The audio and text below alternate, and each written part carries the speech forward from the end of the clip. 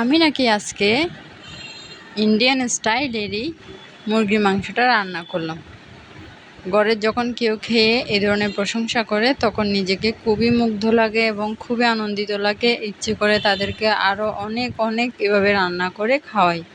তো যাই হোক, হ্যালো এভরিওয়ান, নমস্কার সবাইকে। কেমন আছো সবাই? আশা করছি সবাই খুব খুব ভালো আছো। আমিও কিন্তু অনেকটা ভালো আছি, যেহেতু প্রশংসা মুক্ত। আর এভাবে রান্না করে অনেকেই প্রশংসা করেছে আজকে খেয়ে, তাই আমি অনেক আনন্দিত।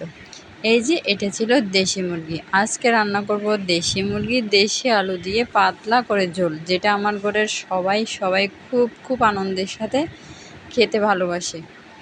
তো যাই হোক, এখানে আমি পরিমাণ মতো সরষের তেল দিয়ে দিয়েছি। এর মধ্যে কিছুটা গোটা গরম মশলা দিয়ে দিব। গরম মশলায় ছিল কিছুটা এলাচ, দারচিনি, একটা শুকনো মরিচ আর কিছুটা তেজপাতা। ওগুলো যখন একটু হালকা ব্রাউন কালার হয়ে আসবে, এর মধ্যে কিছুটা আস্ত রসুন আর কিছুটা পেঁয়াজ কুচি দিয়ে দিব।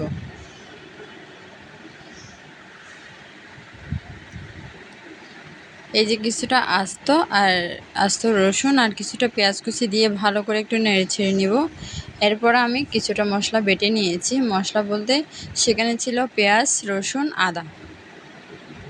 আদা পরিমাণটা কম ছিল, আমি পরে আবার অ্যাড করব, তাই এখানে আমি প্রথমেই একটু কম দিয়েছিলাম। যেহেতু একসাথে বেটে নিয়েছি, ওখানে একটু কম ছিল। আর যেহেতু দেশি মুরগি, আদার প্রয়োজন অনেক বেশি, রসুনের প্রয়োজনও অনেক বেশি। এই যে আদাটা আমি পরে অ্যাড করে দিলাম।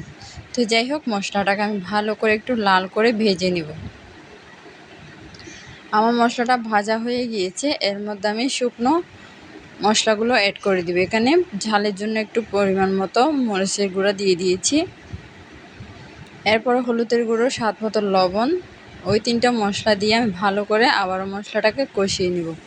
যতক্ষণ না উপরে তেল বেশি উঠছে ততক্ষণ পর্যন্ত মশলাকে কষিয়ে নিলাম। এরপরে আমি আরও একটা মশলা দিয়ে দিব, দেখতেই থাকো। আমি এবার একটু পানি দিয়ে মশলাটাকে আবারও ভালো করে কষিয়ে নিব। উপর থেকে যতক্ষণ না পানি ছেড়ে দিচ্ছে, ততক্ষণ তেল ছেড়ে দিচ্ছে, ততক্ষণ আমি ভালো করে মশলাটাকে কষিয়ে নিব। এই যে এখানে ছিল কিছুটা বাদাম বাটা আর কিছুটা নারকেল বাটা আর কিছুটা জিরে বাটা। এই 3টা বাটা আমি আবারও দিয়ে আবারও ভালো করে মশলাটাকে কষিয়ে নেব, যাতে করে মশলার কোনো গন্ধ না থাকে।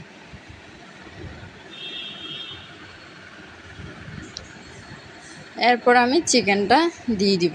যেহেতু দেশি মুরগি, অনেকক্ষণ টাইম লাগবে সিদ্ধ হতে, তাই আমি একটু আগেই দিয়ে দিয়েছি।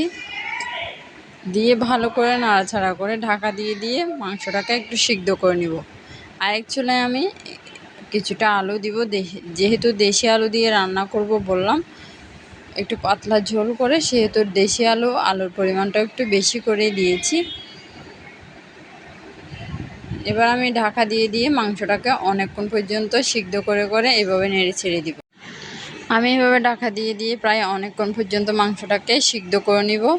আবারও যখন উপর থেকে তেল ছেড়ে দিবে, ততক্ষণে মনে করব যে মাংসটা না সিদ্ধ হয়ে আসছে। তো যাই হোক, অন্যদিকে আমি আলুটা একদম টুকটুকে লাল করে ভেজে রেখেছিলাম, ওই আলুটা দিয়ে দিলাম। ভালো করে আবার আলুটা দিয়ে নাড়াচাড়া করে নিব, যাতে করে আলুর সাথে মাংসের সব মশলাগুলো মিশে যায়। এরপরে আমি একটু গরম পানি অ্যাড করব। যেহেতু দেশি মুরগি, এখানে ঠান্ডা পানি ইউজ করলে মাংসটা শক্ত হয়ে যেতে পারে।